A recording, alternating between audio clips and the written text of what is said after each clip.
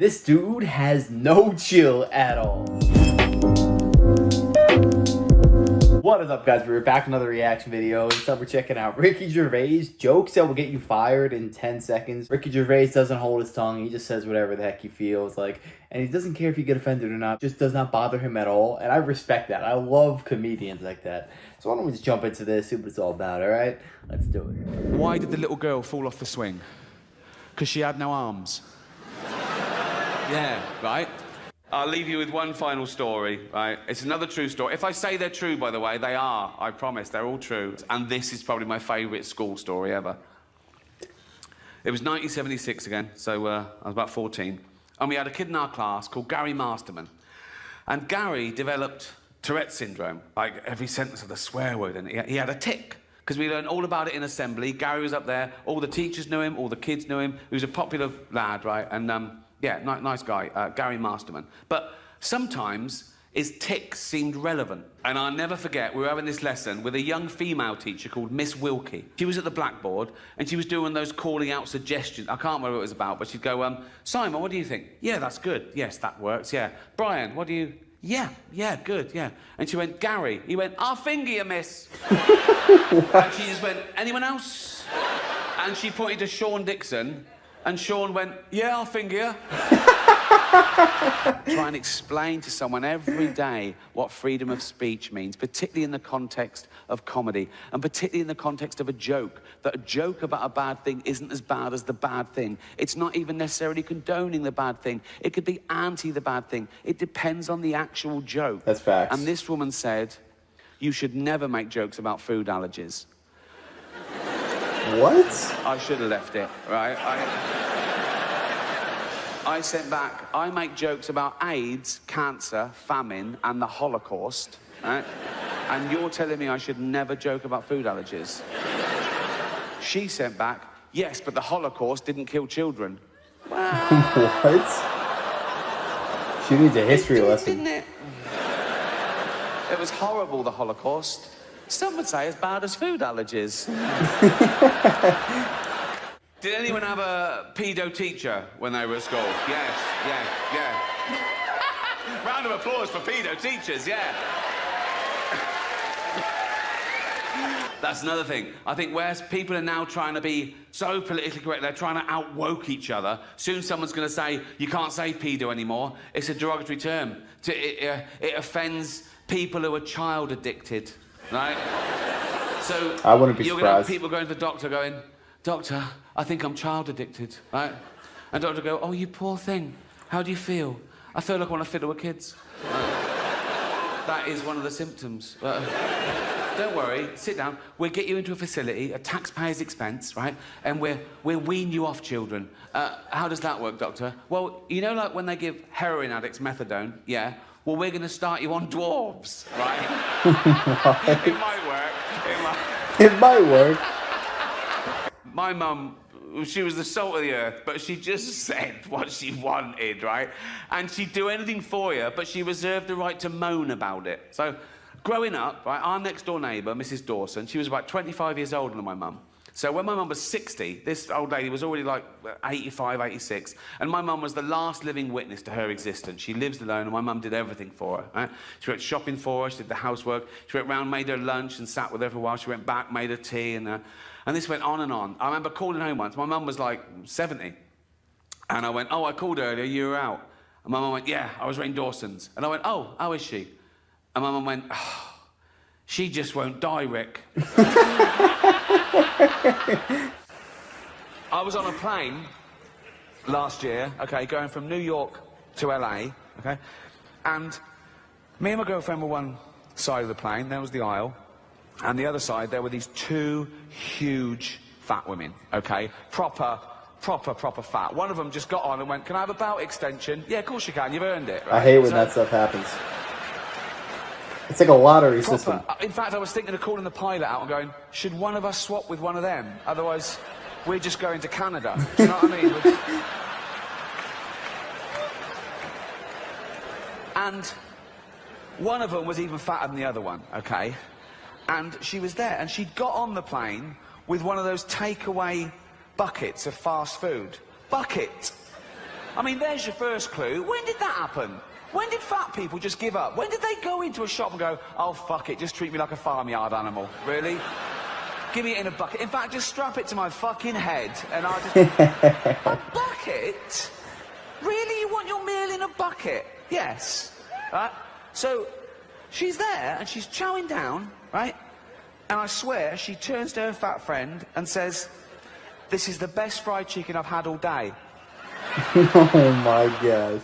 But one thing that isn't ambiguous, whether it's nature or nurture, is racism, right? No one's born racist. You've got to learn that shit, okay? And, again, I don't want to divide the room. I'm not a fan of racism. No, hear me out. I don't care whether you're black, white, brown, European, African... You're all going, yeah, that's all right, Rick. Black, white, brown, European, African. What about the fucking Eskimos? Racist, right?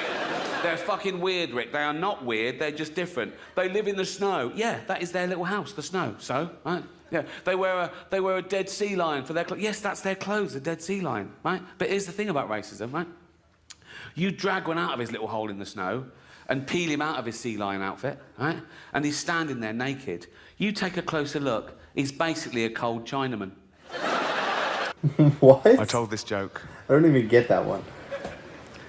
Made sure the old people couldn't hear, like that. I went, OK. Father, sitting at home, just reading the newspaper. This little girl comes running in. She's only 6.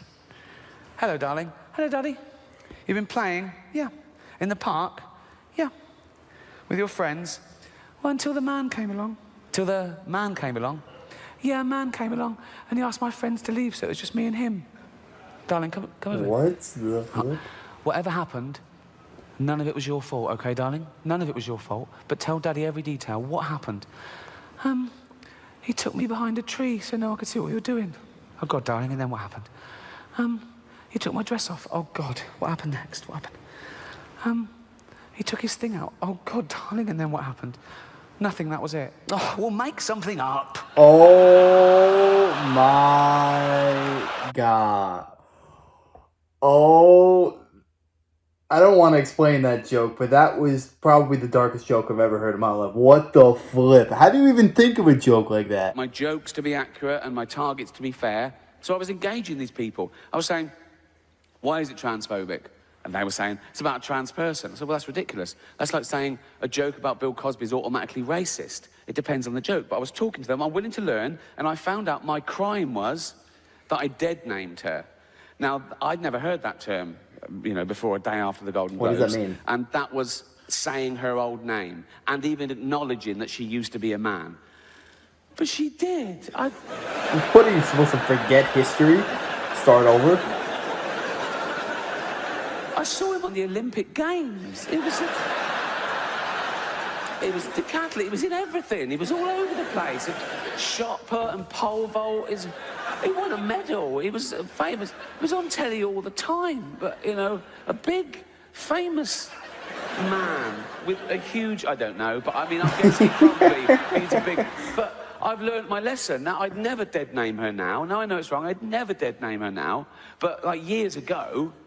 when, you know, she was a man, that was years ago, I'm saying, right, and she went to the doctor, right, and knocked on the door, and the doctor went, come in. This is years ago. I'm saying, I'd never dead name her now, but this is like a flashback before anyone, do you know what so, like, come in, and he went, hello, Bruce Jenner, because that was his name then. The doctor, you know, this was years ago, and the doctor went, oh, I'm Bruce Jenner, you big old... How you doing, boy, you fucker, eh? You big old lump. Oh, how you doing, boy? Come here, you fucker. How you doing, Brucey boy? You all right? Right? And Bruce Jenner, because that was his name, this is years ago, right? So Bruce Jenner went, yeah, not too bad, doctor, yeah. Not too bad, right? And I was like, what can I do for you, Bruce? You fucker, how you doing, boy? And Bruce Jenner went, because that was his name. Bruce Jenner went, look at that. And they went, oh, come on, Bruce Jenner, you know the rules. He uses his whole name every time for some reason. You know the rules. Come on, Bruce Jenner, you fucker, you know the rules. You can't bring your big old pole vaulting pole in here, mate, you know.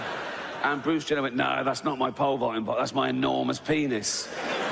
And oh, right, yeah, seeing as it is your penis, you can bring it in here. But you should have left your shot puts outside. And Bruce Jenner went, that was his name for 58 years, I think.